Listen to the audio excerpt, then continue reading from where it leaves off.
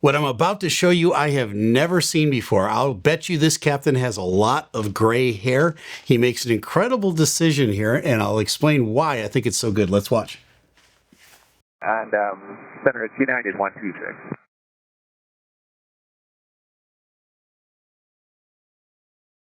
United 126, say again? Yeah, unfortunately, we're going to have to get a clearance to return to Dulles. We have a minor situation here with a passenger who has somehow dropped a laptop that was on down the sidewall into the cargo pit area of the airplane, and Okay. we're just, we don't know the status of it. We can't access it. We can't see it. So our decision is to return to Dulles and find this laptop before we continue over the ocean. Okay, if you didn't follow all that, all right, I have never seen anything like this. Well, actually, something close to it, but nothing exactly like this before. So this captain now is really a good communicator. He's giving all of the information to air traffic control because they're out now. They're about maybe 20 minutes into their journey or so. They're headed over to Europe. They're full of gas. Everybody's thinking oceanic clearance and let's get going. And everybody's settled in the back, and the flight attendants are up, and they're starting to serve the meal in the back and Diet Cokes and all that. And everybody's getting underway, right? You kind of get into a rhythm when you go over to Europe. And at some point, some passenger has pulled out his laptop or her laptop, and they're doing this sort of thing with it. And okay, he explains somehow they managed to drop the laptop down a side panel, and it slid all the way down, they think, into the cargo compartment. And the laptop was on.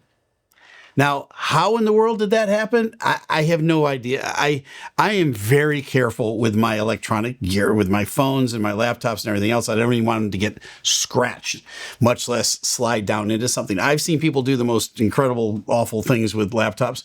My guess is whoever it was took their laptop and they probably folded it down, and they probably tried to put it like right in between them, the seat, and the armrest and the seat and the wall, thinking it was just going to stay there. Well, everything, all the cosmetics on the inside of the airplane are just that. It's like paneling in a house. And there's little cracks and slits and things, and stuff gets down in there, right? If your kids had French fries, they'd stick their French fries down in there, right? And so, again, stuff can get down in there. I'll explain my story here in a minute. So this captain's got a dilemma. They've called up to the cockpit now, and they've said, the laptop got stuck down in there. I think it's all the way down in the cargo compartment. It's not a cargo compartment that has a fire extinguisher in it. So some of them do, and some of them don't. Doesn't mean that the laptop's going to blow up or start on fire, but it does have a lithium battery. And that gets you to thinking. And so the reason I say I think this guy has a lot of gray hair is because I like the way he's thinking. He's thinking worst case scenario. And do I want to fly all the way to Europe with this? And maybe we want to go back. So he calls him up and says, let's turn around and go back. Let's keep listening. United 126, roger, turn left to a heading of 280. 280 heading, United 126. All right, they're going to get headed west. Are you declaring emergency at this time? Negative. All right, and I wouldn't either. So the first question is going to be, are you guys declaring an emergency? No, this is not an emergency. It's just out of an abundance of caution, I would turn around and come back. But there's nothing wrong with the airplane. If there is something wrong with the airplane later on, I'll declare an emergency then. But right now, just want normal sequencing back in. I got a bunch of checklists I got to do because I'm coming back early. So I got to tell my flight attendants, put everything away, make sure everybody's seated back there. I've got to call dispatch, and I got to let them know I'm coming back to Dulles. I'm not going to Europe. There's a lot of things that have to get done for that to happen on the European end and also on the Dulles end. Then I got to go through all of my precautionary landing checklists. I'm coming back early, and I'm also overweight. So am I going to dump fuel or aren't I going to dump fuel? Those are decisions I have to get made. So I have to go into my iPad and figure out how much my landing distance is going to be with the extra weight on the aircraft. All from a laptop that got slid into a thing and disappeared, slipped beneath the waves, if you will. And let's see what he says here. This guy's a very good communicator. Roger, and you got partially stepped on with that explanation of what's going on. So somebody, a passenger on the airplane, had a laptop that they dropped somewhere, and it's now missing somewhere inside the airplane, and you need to recover it before you can go across the pond? Essentially, that's it. Yeah, for whatever reason, it was able to be dropped down the sidewall and into the cargo area. Okay, so he explains it again. There's a little crack in there where the two pieces come together, and there's usually a little molding on it, but stuff can slide down in there. The laptop slid down into the cargo area. There was a little expression thrown out by the air traffic controller that you might scratch your head and go, what do you mean by that? He said, before you go across the pond. All right, that's just slang in the aviation world for going across the ocean. So it's the height of understatement, if you will. It's not a pond, it's a great big ocean. But that's the way we refer to it, on either side of the pond or going across the pond. It makes us feel cooler. And I guess when you're at a party with your friends, you can talk about, you can fly with your hands and tell them you went across the pond. It makes you seem cool, I guess. I don't know. Anyways, let's listen. Roger. And are you going to need any services or anything at the Good field? question. I don't think so. No, not at this time. This is just out of abundance of caution and just precautionary, due to the lithium battery in the cargo area, where it's actually even not even near the suppression system that we have for fires down there. So. Okay, so that's his thought process, right? He's giving you insight into how he processed this to get to the decision that he made. He said, you know what, it's down in an area, so he's asking the flight attendants where it is. He might have sent his third pilot back there to see. Then they look on the charts. They know their airplane inside and out. They know what areas down underneath have fire suppression systems and the ones that don't. And he's saying, well, it slipped down into an area where there's no fire suppression system. So I'm not assuming it's going to light on a fire, but I'm also light a fire. But you know what? If it did, I'd want to be able to put it out. And it's not something that was placed there that was already pre-screened. It's something that slid down, and I would think it might be damaged. Now, this is a big decision to come back because this is going to cost the company money and everything else. But I'm here to tell you that in all the years of flying, I never once got second guessed on a decision I made at the airlines. I got supported with every single one of them. Now, sometimes I would have to kind of explain, and there's a report that I'd fill out afterwards. Here's how I came to my decision.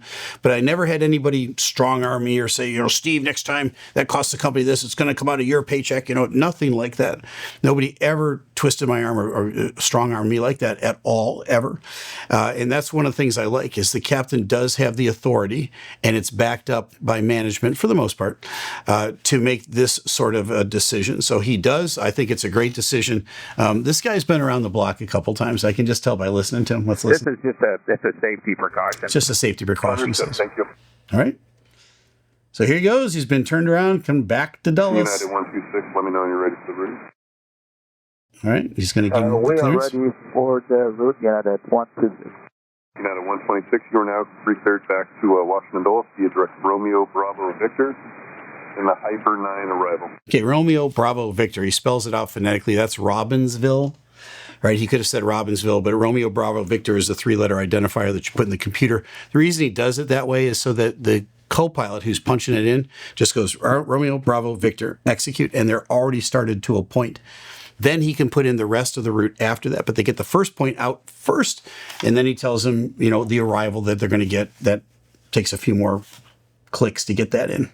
We're clear to Washington Dulles via Romeo Bravo Victor and the Hyper 9er arrival, United 126. United 126, read back correct. What do you want for a westbound altitude? He's going to give him his choice of altitude. How about flight level 300 for now? Okay, why did he pick 300? East is odd and west is even. So if you're going east, you're going to pick an odd altitude. Everybody's at an odd altitude, 31, 33, 35, 37. If you're going west, it's going to be 30, 32, 34, 36. All right, so he picked a even altitude, 30,000 feet on the United 126, descending keep level 300. Okay. Flight level 300 United 126. And they're headed back to Dulles. All right, so they end up landing uneventfully. They get the issue sorted out. I don't know if the person ever got their laptop back. I'm sure they did, but I don't know what sort of condition it was in. This is an abundance of caution. The captain doesn't tool out 20 minutes to make his decision. He gets turned around pretty quickly to come back to the airport. The incident that I had, this was probably about a year and a half ago, headed over to Europe, was similar but a little bit different. Somebody lost a phone, their cell phone, down in one of those cracks in between the seat and the wall of the airplane, similar to this. Now, the first questions I had were, well, can you see it? Can you reach it? No, not really, not right now. Do you think it's down in the cargo area? Could it have slipped all the way down there? Could it be someplace that we don't want it to be? So I asked all those questions. I sent my third pilot back to take a look. The third pilot actually got next to the seat and pulled the paneling out a little bit and could actually see the corner of the phone. So at that point, I'm like, okay, we can see the phone. It hasn't gone all the way down in the cargo compartment. Maybe we can get to it. So I kind of kept going out. I said, see what you can do. And they actually created a little, like a duct tape lasso for it out of duct tape. And they stuck this thing down and they kind of pressed it against the phone, and they got enough of the duct tape to stick on the phone that they could carefully extract it and pull it back out. So about 7 minutes later, the whole thing was resolved. The owner was back with their laptop, and we said, keep an eye on your laptop. Don't let it fall down the crack in the airplane anymore. It was a lady, and she was just absolutely mortified. But we were that close, my friends, to turning around and going someplace to get a mechanic to pull the airplane apart to get to that cell phone, because you never know, right? So that one ended up differently than this one. The laptop has completely disappeared on this. I like the thought process on here. This is an experienced pilot. We've been talking on this channel a lot about the growing experience gap in the airlines between the many younger pilots have been hired in the last 5 years and the older ones like me who are timing out, right? So I just had to retire recently, and I'm not trying to get my job back. What I'm saying is I think we need to extend that pilot retirement age to keep more of that gray hair and this wisdom and this discernment in the cockpit, to out of an abundance of caution, right?